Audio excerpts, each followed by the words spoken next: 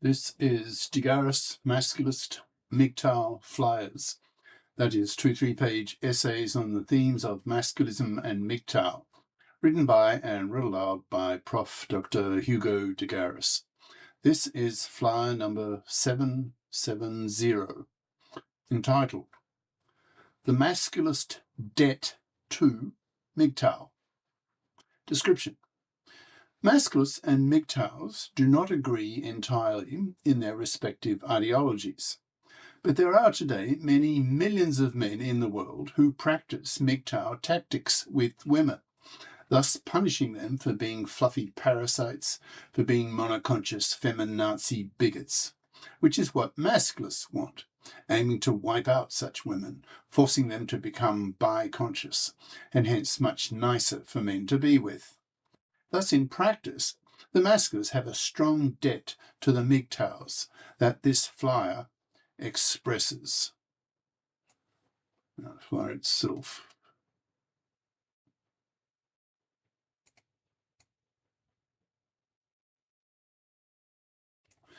The Masculist Debt to MGTOW by Prof. Dr. Hugo de Garis.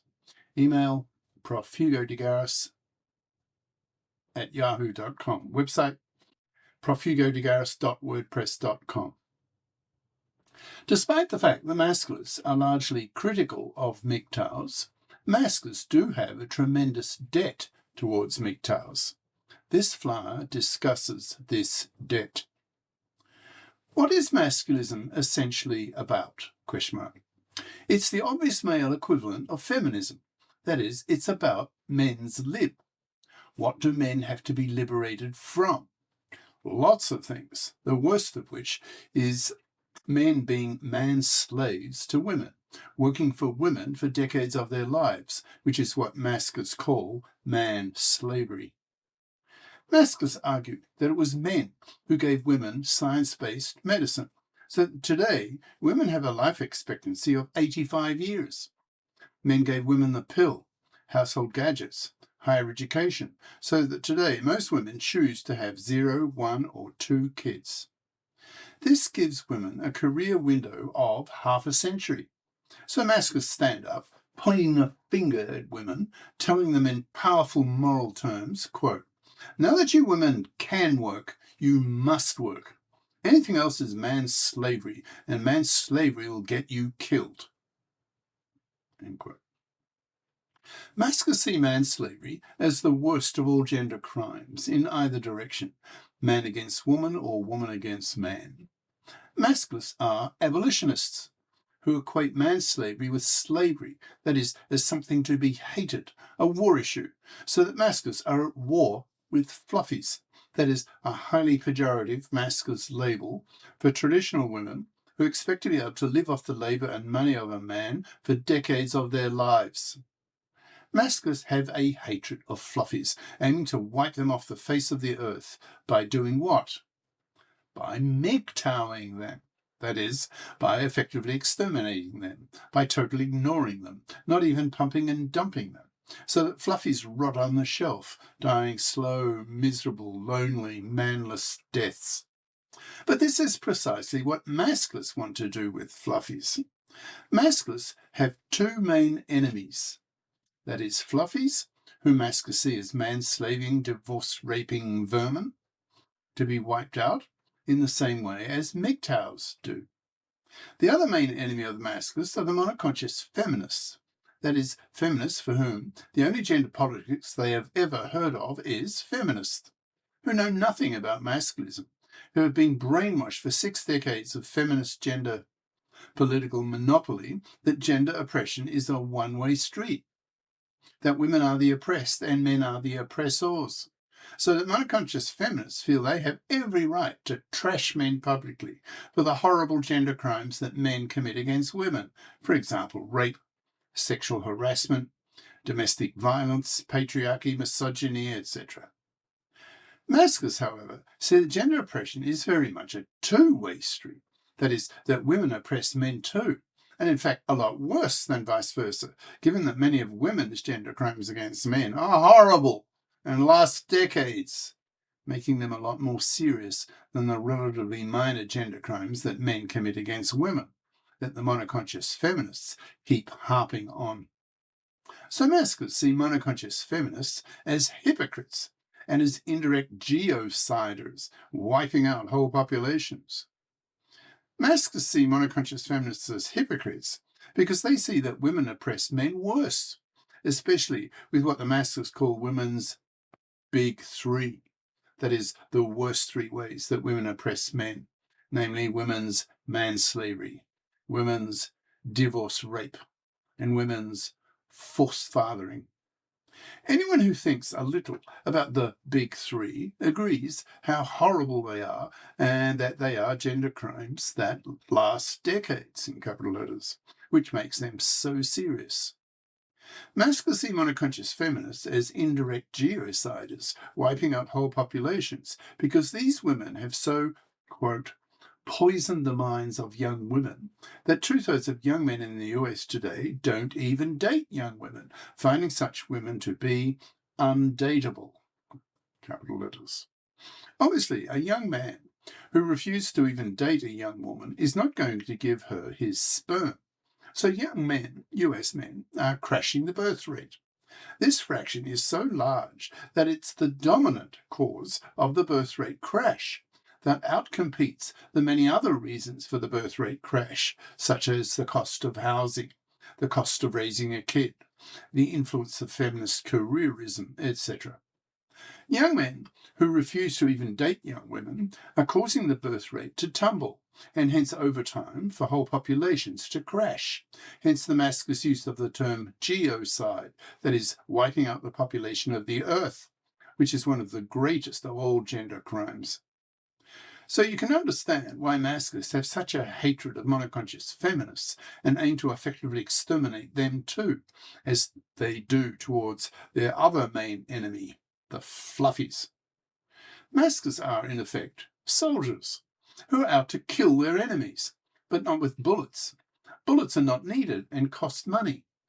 There is a far easier and cheaper way to exterminate the enemies of the Masculists, and that is to totally ignore fluffies and monoconscious feminists by just walking away from them. That is, forcing these women to rot on the shelf, dying slow, miserable, lonely, manless deaths. But this is what the MGTOWs do, by definition. What does MGTOW, MGTOW, stand for? Question mark. It's an acronym for men going their own way, that is, refusing to marry, rejecting paternity, and spending their money on themselves.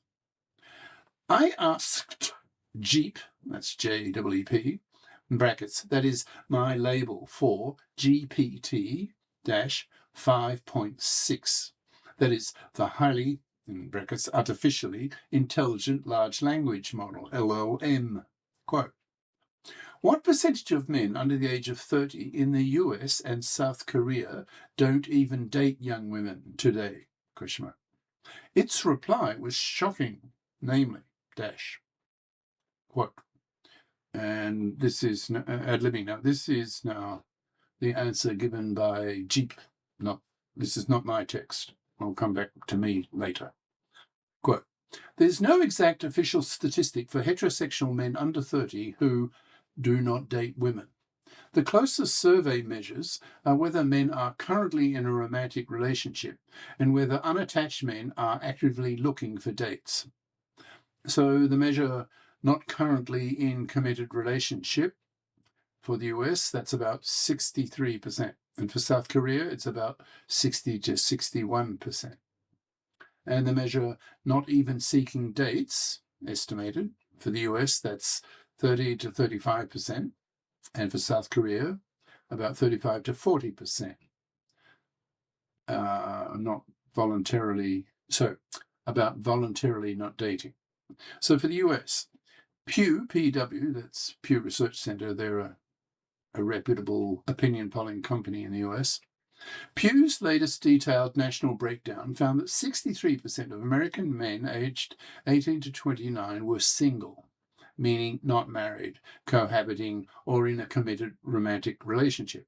However, single can include men who occasionally date. Among single American men, 50% said they were not looking for either relationship or casual dates. Applying that rate approximately to the 63% single figure gives 63% times 50% is about 32%. Thus, a reasonable estimate is that about a third of all American men under 30 are neither partnered nor actively seeking dates.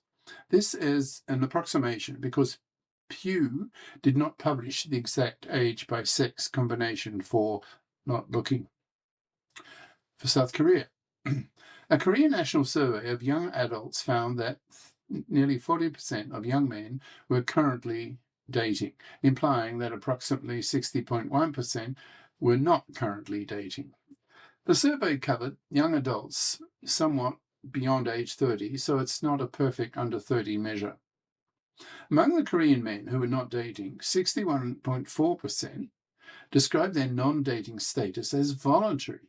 Combining those percentages suggests that approximately 60.1% times 61.4% is about 37% of young Korean men were voluntarily not dating. A newer 2025 survey of unmarried Koreans found that 61.1% of people in their 20s, men and women combined, were not currently in a relationship, supporting the approximately 60% figure. Bottom line, approximately, for the US, 63% are not in a committed relationship. Perhaps 32% are not even trying to date. And for South Korea, approximately 60 to 61% are not currently dating. Roughly 37% appear to be voluntarily abstaining from dating. So, the proportion without a current girlfriend or partner is surprisingly similar, around 3/5 in both countries. The clearer difference is that voluntary withdrawal from dating appears especially culturally established in South Korea. That's end quote. That's the end of Jeep's answer. Okay, back to me. Since Jeep thinks 1,000,000 times faster than I do as a human being, whose neurons communicate at chemical speeds, that is about 100 meters per second, whereas computers communicate at the speed of light, that is 1,000,000 times faster, then in a minute or so, Jeep can consult many databases of appropriate data and come up with very interesting stats, which is why I rely so much upon it for my masculist opinions, and are prepared to pay for it to the tune of about Australian $30 per month. So according to Jeep, roughly 60% of young men between 18 and 30 in both the US and South Korea are single, and that 32% and 37% in the US and South Korea, respectively, consciously choose not to date. These stats show clearly that the MGTOWs are having a huge effect upon society, effectively wiping it out. Many of these men may not be MGTOWs ideologically, but are in practice. By choosing to not even date young women, they are crashing the birth rate. Monoconscious feminists blame men for the crash in the birth rate. But to biconscious masculists and MGTOWs, this is just another example of monoconscious feminist hypocrisy, since the MGTOWs and masculists have two main reasons why they avoid having relationships with women. One is the toxicity of divorce for men, where one father in 4 gets butchered in the hated, that is by MGTOWs and masculists, fluffy feminist-controlled divorce courts, where women are still treated as fluffies and men are seen as cash machines to be robbed and abused. Most young men in many countries today are aware of the toxicity of the fluffy feminist-controlled divorce courts that were taken over by the feminists in the 70s, who brought with them their unquestioned, unconscious expectations of men, that men were the breadwinners who are, in quotes, put on this earth to pay for women to have babies. Young men are thus avoiding marriage like the plague, absolutely refusing to take a 1 chance in 4 of being butchered in a fluffy feminist-dominated divorce court, who prefer to live the MGTOW lifestyle in practice, if not in terms of ideological conviction.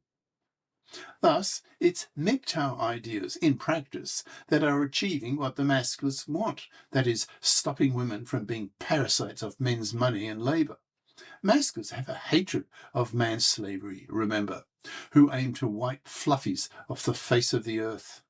In practice, that is what MGTOWs are already doing, and in huge numbers. Look at the Jeep stats above. So Masculists acknowledge that they have a huge practical debt to the MGTOWs, even though there are major ideological differences between the two movements. This is the end of part 1.